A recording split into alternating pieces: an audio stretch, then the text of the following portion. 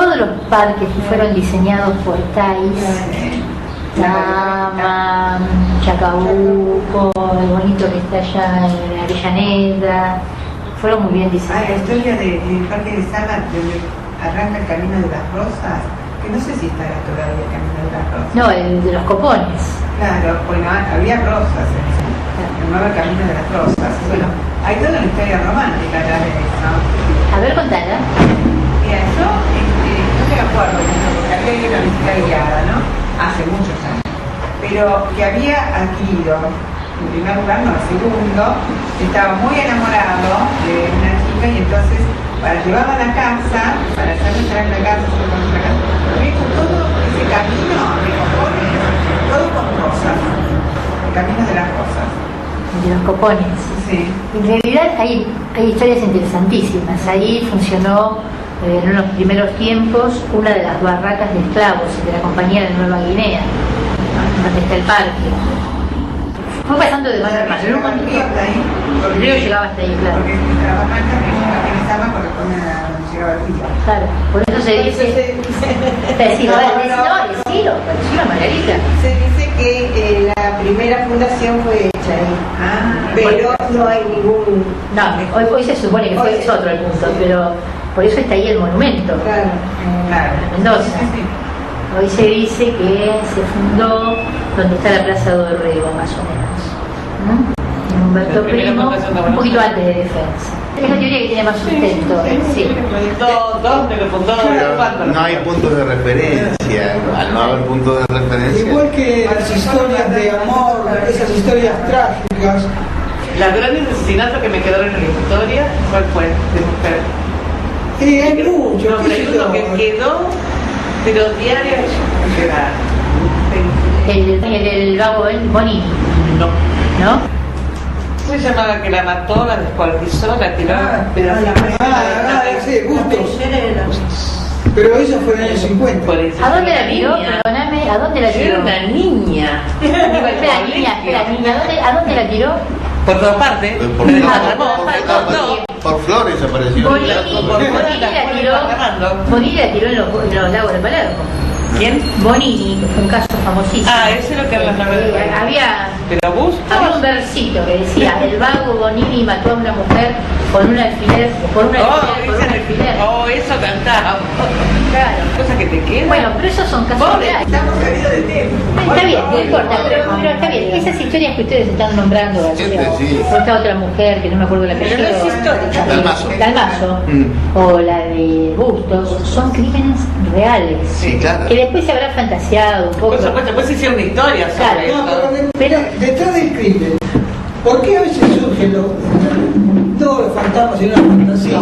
Es decir, para encubrir, digamos, a determinados grupos de la alta oligarquía argentina, de partidos políticos que tenían guardaespaldas, que por ahí en el entrevero se habían enamorado la chica que trabajaba de prostituta, pum, lo mata, caso del Cívico y la Moreira. Los casos que tuvo Ruggerito con Barceló también, todos esos problemas que se planteaban, que al final fueron todos ocultos por la justicia. Pero seguimos en otro plano. Gente como Belezofi, pero seguimos en el mismo plano. Mirá, seguimos, en crímenes reales, donde por cuestiones de contacto con el poder se eliminó la documentación. Por ejemplo, Felicitas Guerrero. Ahí no me senté con Felicitas Guerrero, por supuesto, tuvo un expediente judicial. Es hermosa la historia de Felicitas. Claro, pero la realidad es que el señor Vélez Arfield, como era una familia de mucho dinero, ella, y de mucho dinero el asesino, y de mucho dinero el que asesinaron al asesino, hizo desaparecer el expediente. O sea que los historiadores, cuando queremos investigar a Felicitas, tenemos 3 o 4...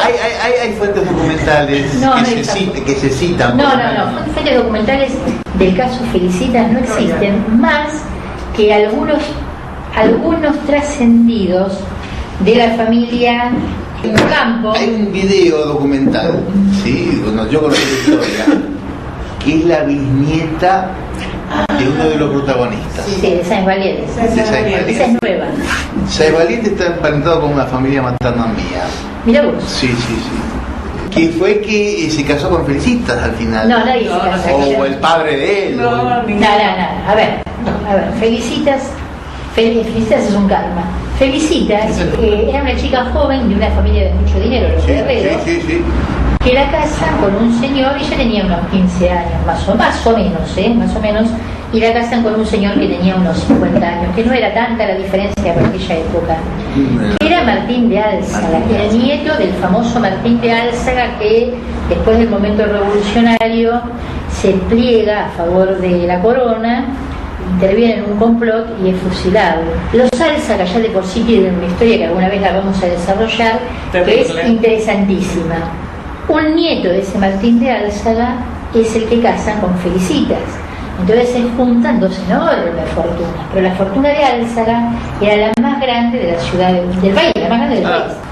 Tienen dos hijos, uno muere de una epidemia, el otro muere al poco tiempo de nacer. El papá no soporta la muerte de los hijos y se muere al poquito tiempo, a los pocos meses. Y Felicitas queda viuda, joven y hasta ciega. Dicen que era la mujer más bella de Buenos Aires en ese tiempo. Era linda. ¿Qué dice? No sé si era la más hermosa, porque por ahí la pulpera también era hermosa, qué sé yo. Pero cada uno tiene un poquito que mejor le parece. Era hermosa porque uno la puede ver a través de los retratos que quedaban y era una mujer bonita, pero además de ser bonita tenía una fortuna impresionante. Todas las tierras del municipio urbano de la costa eran de ella de los Álzaga, sí. y un poco más. El otro día me contaba un amigo un poco más también de eso. O sea que era una fortuna impresionante. En realidad Felicitas Guerrero debió pasar por la historia sin dejar huella. Pero ocurrió esto de que la mataron en un episodio que hoy se llamaría femicidio y en aquel momento se llamaba un asesinato pasional. Ella estaba de novia, porque por supuesto la festejaba todo el mundo. Con el dinero que tenía, todo el mundo estaba interesado en casarse con Felicitas. Ella tenía un novio que era Enrique Ocampo, tío abuelo de Victoria y de Silvino Ocampo. Pero un día ella iba hasta una de sus estancias, que se llamaba La Mostrera, se desató una fuerte tormenta, el caballo, el cochero, no sé, se despistaron. Se le rompió la rueda.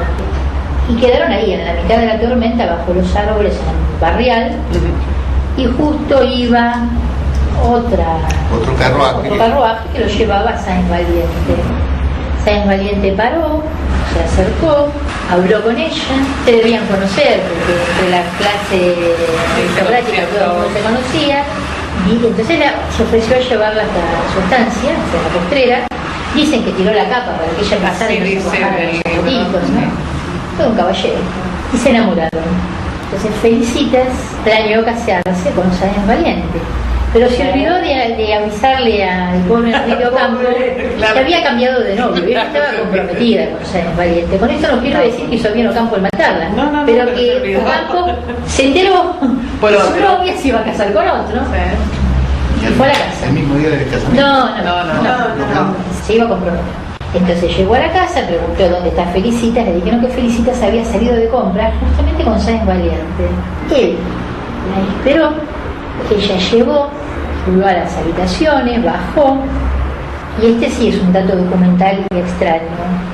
Bajó a hablar con su exnovio cubierta por una bata, estaba desnuda debajo y llevaba una bata de entrecalza atadita nada más.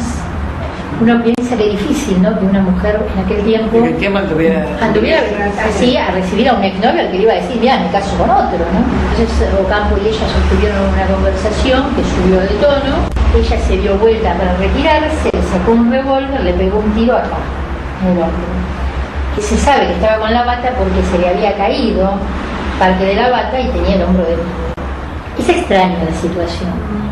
Es mucho más extraña pensando que Sáenz Valiente estaba en la casa. Sáenz Valiente permitió que su novia fuera a entrevistarse con un exnovio el que iba a plantar en bata sola. Es una cosa bastante extraña. Es extraña. Estaba el primo también, ¿no? Claro, en la casa estaba el tío, era de apellido de María, con su hijo Cristian de María, que no era ningún nene, era un hombre, un muchacho de 20 y pico de años.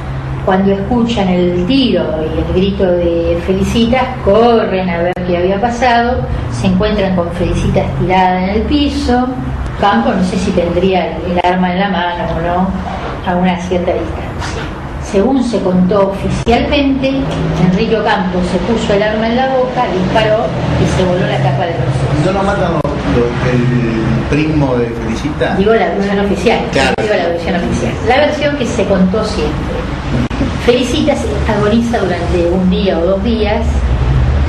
La atienden la flor y la nata de los médicos de Buenos Aires, que siempre eran Ramón Mejía, Montes de Oca. No hay nada que hacer, se muere.